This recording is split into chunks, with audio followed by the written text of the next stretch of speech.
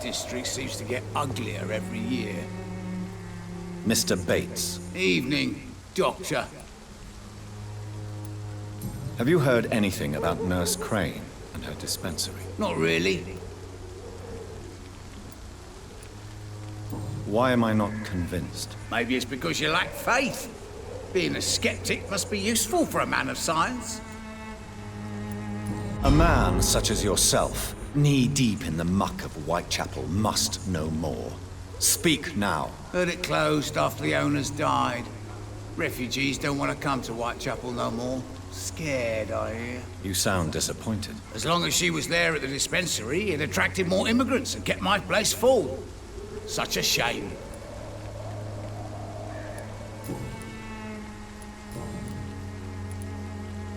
You seem to have recovered well since your attack. Do you ever think about what happened to you? Not much. It was a fucking nightmare. Savages, absolute bloody savages. Their appearance. Jesus. It made me want to puke. You'd better not come back here. I won't be around next time to save you. I want to know everything about the recent violence, Cadigan. And I want the truth. Well, rent may be a bit high, and yeah, I've had to evict a few people. But that's business, isn't it?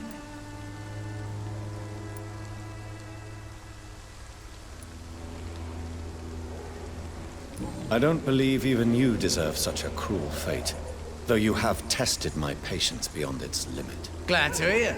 Nice to know there's another civilized individual in these parts. Not like those bloody savages. Since I took an oath to help people, can I be of assistance? I'm all right. Cheers. Goodbye, Mr. Bates. Mr. Bates. Evening, Doctor.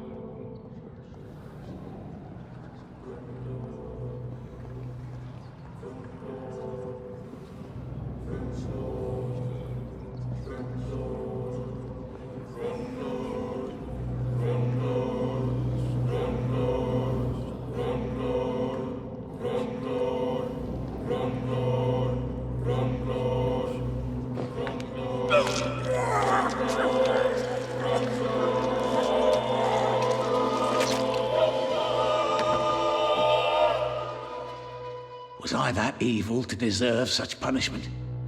My only regret is that no one will mourn me, for I have never been loved.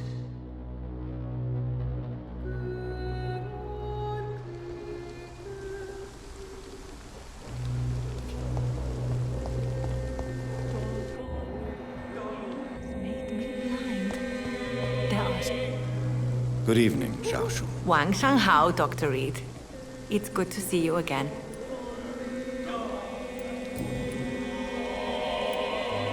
How do you feel now that you're back in Whitechapel? I've decided to follow your advice, sir.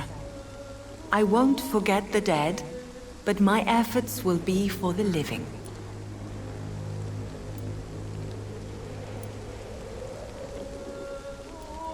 Try not to lose yourself in the process. I've seen patients deny their own pain by focusing on the pain of others. To be completely honest with you, I'm also doing this for myself. If I'm destined to survive this epidemic, I need my life to have some purpose.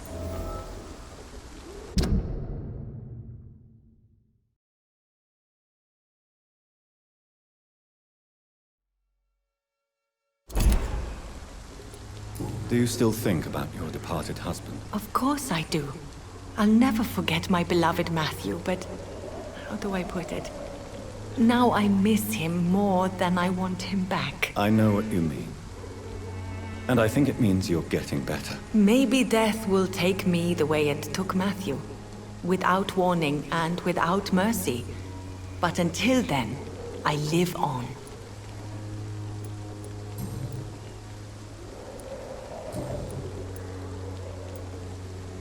What are you doing with your time, now that you're back in Whitechapel? I've decided to help the poor and sick of the neighborhood by handing out medicine. That's very charitable of you. But why do it at night? I've noticed that the most desperate people tend to go out after dark.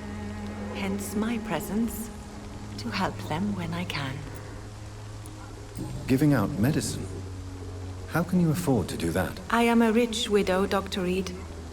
My departed husband left me enough money to last the rest of my life. I can spend some on those who don't have any. Why don't you move to a better neighborhood? I thought about it, I confess. To go back to the same empty home every day still hurts me a lot. Why stay here then? I am a woman of habit, Dr. Reid. And for now, I am happier being useful in a familiar place than I would be anywhere else. How do you feel? Physically speaking, I mean. I don't feel good, Dr. Reid. Not at all. You should recover quickly after taking this. Thank you, Doctor.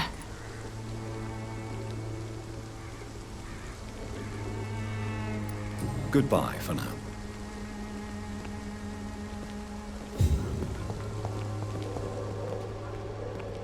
Flesh needs it to Oh, dry. please spare me, Dark Queen.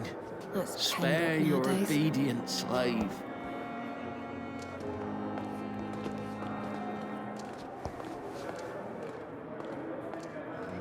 Fear and disgust on every street corner. Good evening, Mr. Elwood. Evening, Dr. Reid.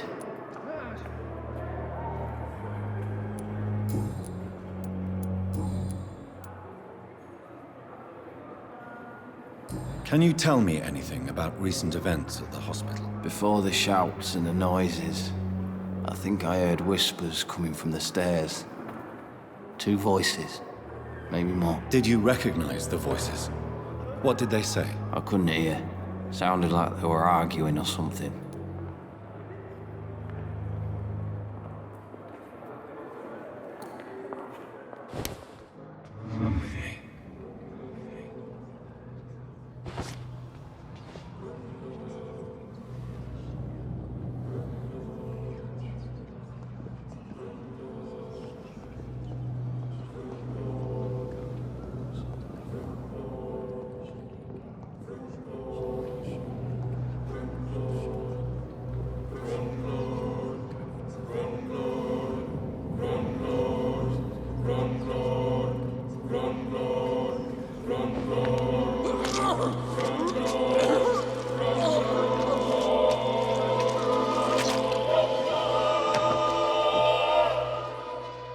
So this is how it ends.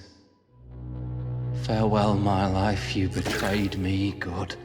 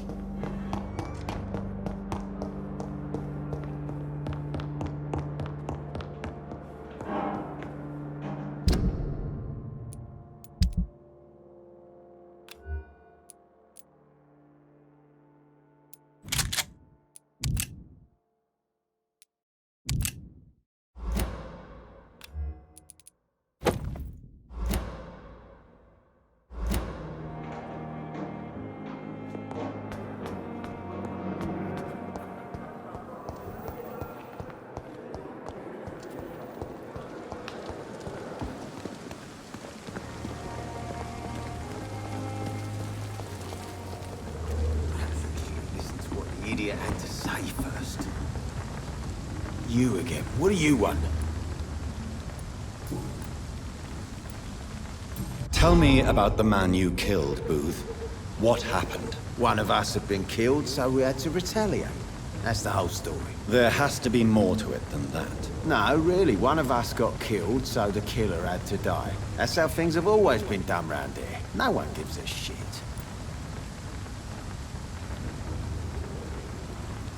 Are you so heartless that you could pull the trigger and kill someone without even blinking? Have you looked around recently? Do you really think one more body will make a difference?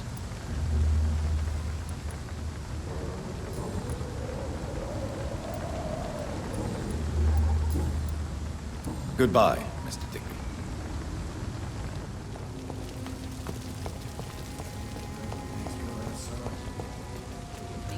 These parts will be running completely amok. Good evening, Miss Cox. Hello again, Dr. Reid. What do you want?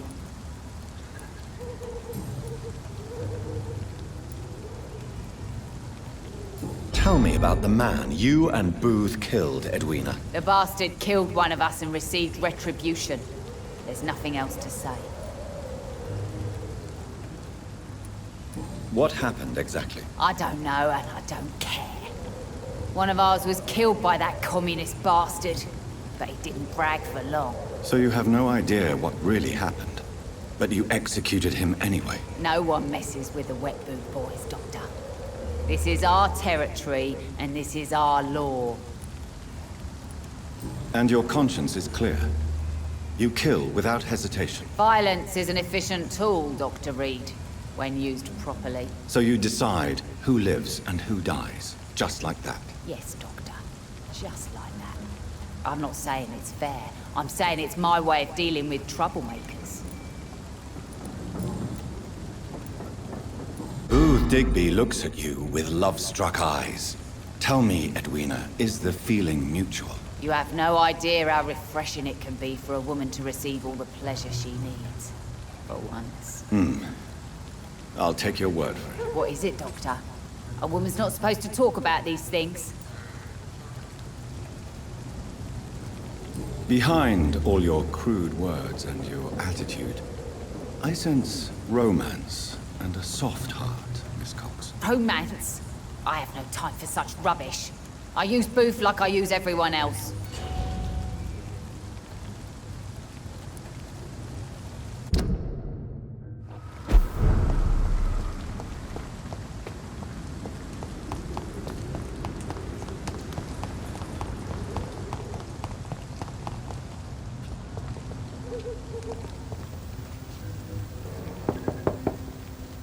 Good evening, madam. I'm Dr. Reid. Could I come in? Why? What do you want? I work at the Pembroke Hospital. I'm investigating the flu epidemic in this area. Oh, the Spanish flu. Well, that's quite liberal of you, Doctor. But this is no time to be knocking at people's doors. The disease takes away the good people too, madam. Why not let me in? It's Mrs. Fishburne. Stella Fishburne. And yes, indeed. Why not let a doctor in? I can't remember the last time I had a good sleep. I've been nothing but worry.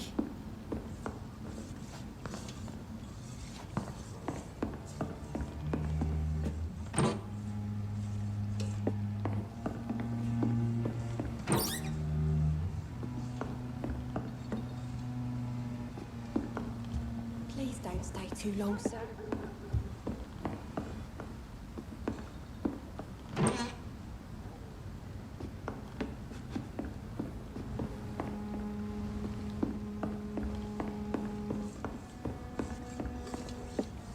Best grow eyes in the back of that head, sir. Gentlemen are easy targets in these parts. It's locked, all right. So you have questions about the flu, then? Yes, among other things. Forgive my rudeness at the door. It's just my son doesn't like strangers coming in the house.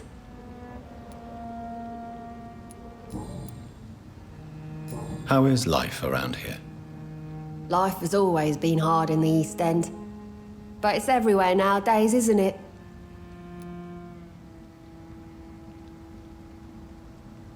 Do you think the increase in violence has anything to do with the epidemic?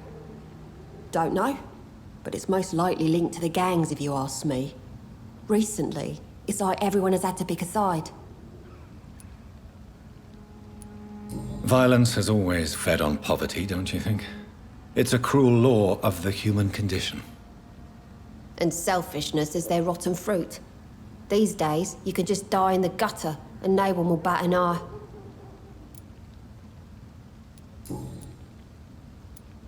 May I ask what you do for a living, Mrs. Fishburne? Since my husband died, I worked at the Dawson Rope factory, but it closed before the war. I occasionally help at the night asylum, in exchange for food. Did your husband die in the war? Oh no, my Jack was a docker. He died when my Seymour was just a lad. The poor boy saw his dad slip and fall from that scaffolding. How do you pay the rent, then? My Seymour works at the docks, just like his dad. He's very attached to the house he grew up in. It's not always easy, but we get by all right.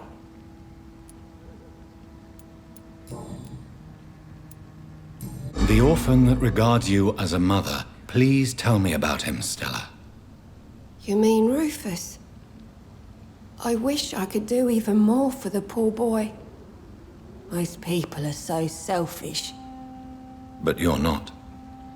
Years may have passed, but I haven't forgotten how it feels to go through days with nothing but an empty stomach.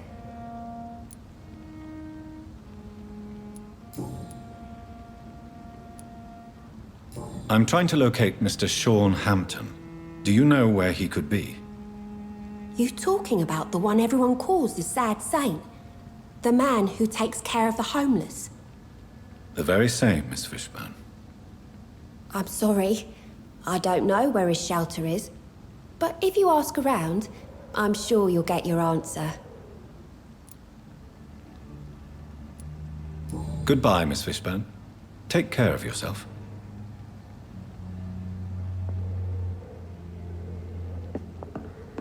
I'm not sure the epidemic is what worries people most these days. Some call this the bad part of town.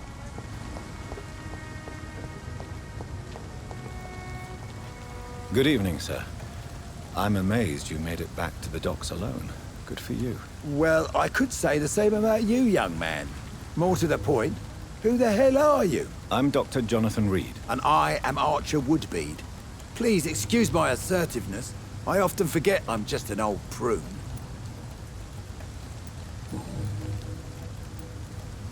What can you tell me about this part of town? People used to feel safe around here. They had the gangs protecting them. Now all they do is bicker and plot against one another. Missing the good old days, are you not? Trust me, son. The longer you live, the less meaning your existence will have. You need to remember the days you still had beliefs. And what about the gangs? Back in my day, people trusted the wet boot boys. We looked out for the docks and its families. Nowadays, they're just a bunch of greedy fuckers. You were a gang member. I was their leader for a time, believe it or not.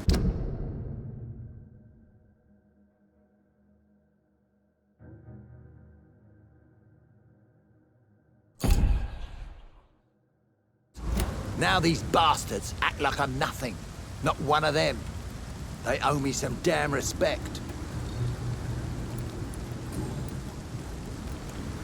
If you were such a respected figure, surely you have many interesting stories about this part of town. You bet I do, but make no mistake. I'm no rat, sir. Some secrets are best left buried. Do you still know anyone? From the old days, I mean. Most of them are dead. I still give Miss Gillingham salutations. She doesn't remember me. She did once like me. Boy, she was a beauty back then. Any remarkable new faces around here? Nobody. Well, there's that boy Rufus the Curse. I like him, despite the reputation he's made since his parents died. Poor little bastard. Who would you trust around here? The owner of the Turquoise Turtle's a decent fella. Tom's his name. Sean Hampton's all right too. Don't particularly share his religious views. He's quite devout, if you catch my meaning. I'm sure a district as colorful as the docks must have plenty of stories about strange visitors and creepy characters. So, you want me to talk about the sewer dog, don't you? If you don't mind. The sewer dog is a bitch. Appropriately named. An old woman dressed in rags. She has an elegance, though. Despite her ugliness. I saw her once. Scared the life out of me.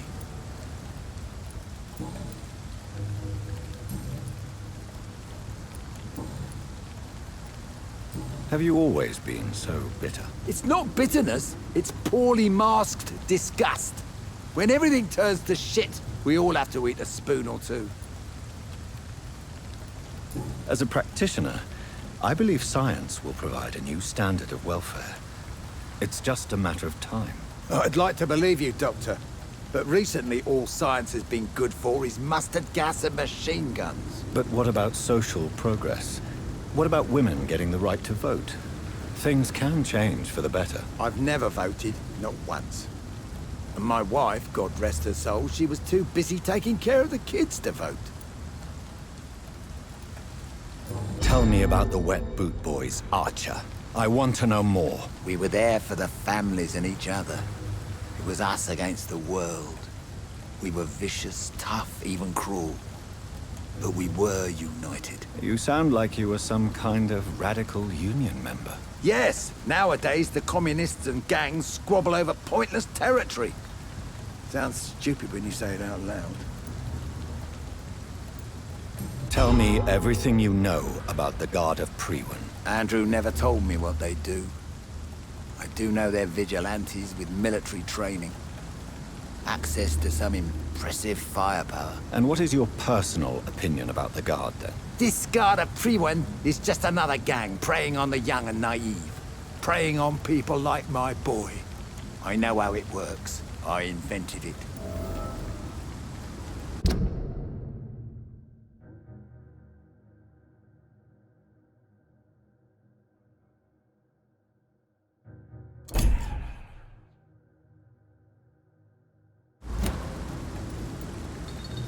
Why did your son really join the Guard of Priwen? If I believed in a higher power, I'd see this as punishment for my own sins.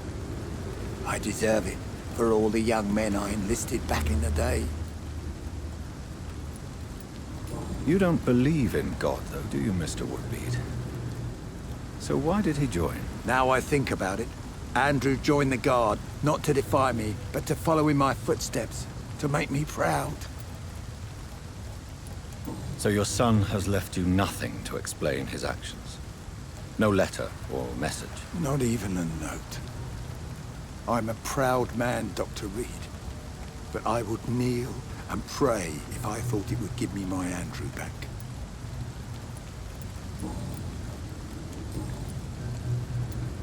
I'm looking for a man named Sean Hampton. Can you help me? The sad saint. Even when he was young, his faith and dedication were inspiring. A beacon even, if I may say so. Interesting. But have you spoken to him recently? I spoke with him about my missing son a few days ago.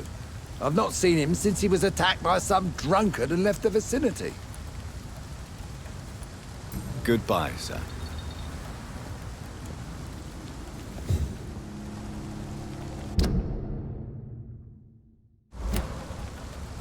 This place. Rain may have washed away the blood, but not the memory. My poor Mary.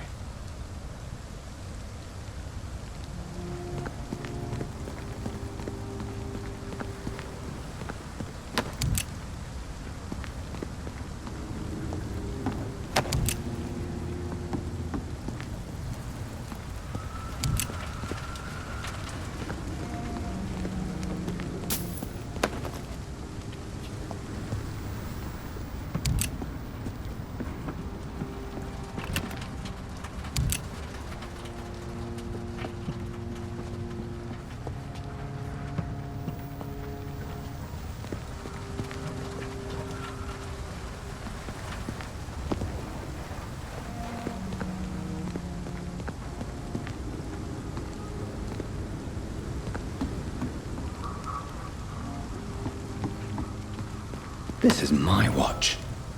Damn grave robbers.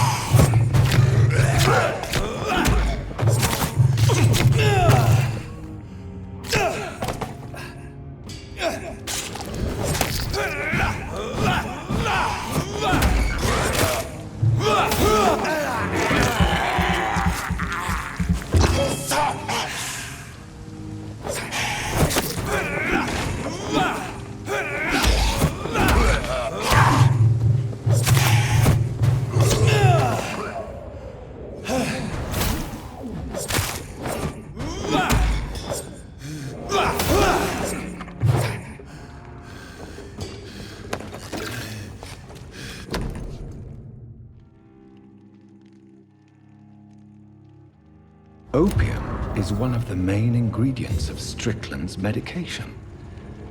Never a good move.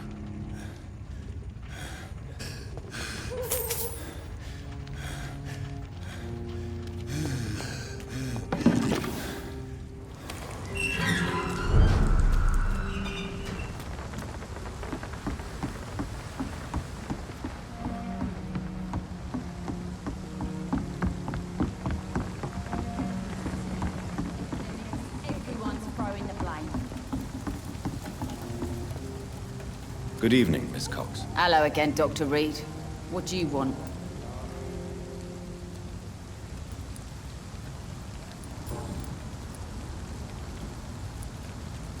Tell me your feelings about Booth's belief in monsters, Edwina. It makes him look weak in front of the boys, that's my feeling about it.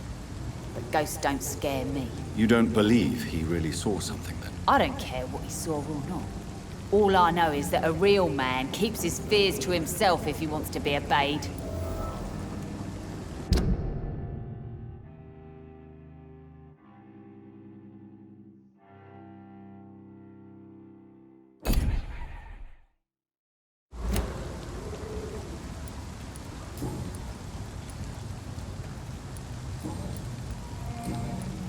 I managed to reach the mass grave in Southwark. It was not pleasant. Spare me the details, Dr. Reid. All I want to know is what happened to those bastards who owed me money. I'm afraid those bastards, as you call them, are in the mass grave. Dead? Shit. That money would have been useful. Well, I'll tell my boys to avoid the place if it's that dangerous. Yes. Everybody should avoid that place until further notice. Okay then, Doctor. It looks like you deserve your reward after all. The Wet Boot Boys thank you for your help.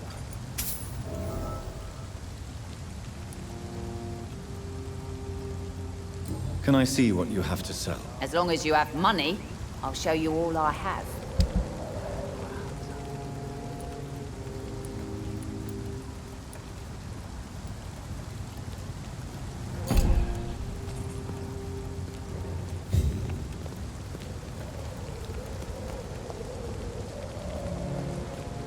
Without the Wet Boots keeping things straight, these parts will be running completely amok. These murders. You again. What do you want?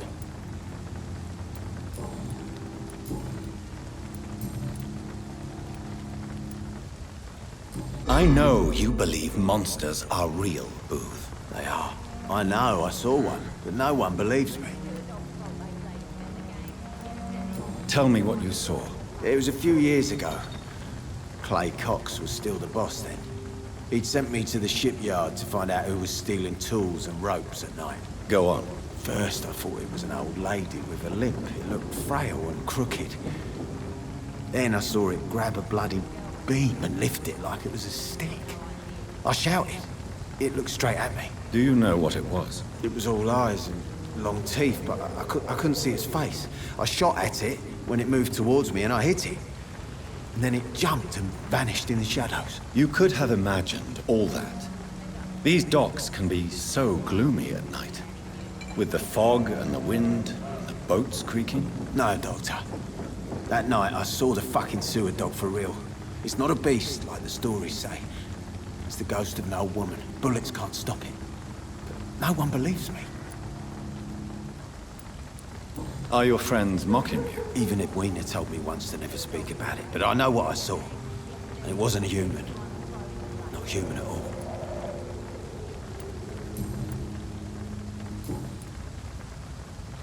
Goodbye, Mr. Digby.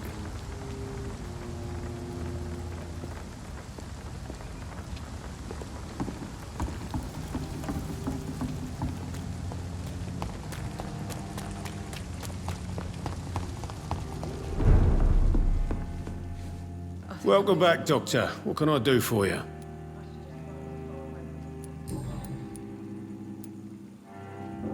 What can you tell me about this part of town? It's not that bad.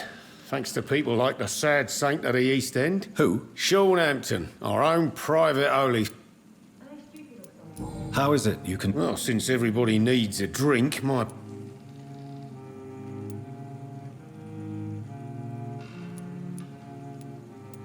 I see. So you get pressure from all sides about how this place should be run, do you? Well, something like that. Nothing that a few wise words and a bottle of gin can't solve. You're something of a figurehead around here. I'm only pouring alcohol for everyone to forget their troubles. Sean Hampton is the one giving them long-term hope. Since I'm here, is there anything I can do? Well, perhaps, Doctor. Peace partly depends on my stock of gin. With the epidemic, my supplies are running low. How could a physician help you in this matter? I have a small warehouse just past the quarantine line. Perhaps, with you being a doctor, you could go there and come back? Doctors aren't immune to disease, you know. Very well. Show me where it is. I'll see what I can do. Oh, thank you, sir. Here's the key to get in. You're about to save many dry throats.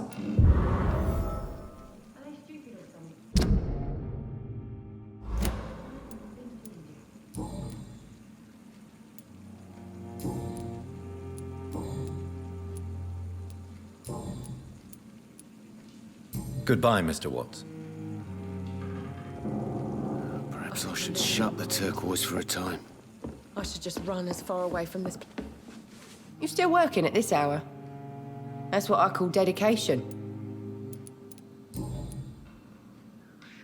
What can you tell me about this area? People don't appreciate that line of questioning round here. You best be more careful with what you say, sir. You look concerned, Miss Cavendish. This is a bad borough. Most people I know are afraid. Most locals will rob you blind, or worse. You best mind your step.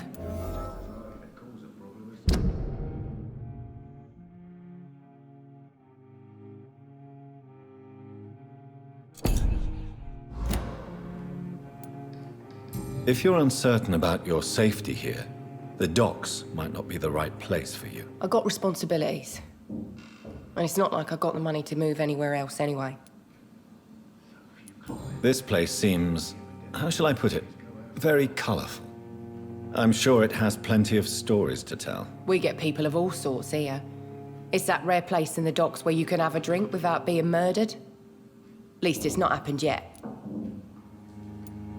So this bar is neutral territory then? Yeah. Tom's convinced this is something the locals need. No one ever draws a weapon here. That's one of the reasons I accepted the job. Your boss must be quite the negotiator to force such an agreement. Yeah. Tom's a great bloke. Mr. Hampton, who runs the night asylum, he's the only other man that's able to keep peace around here.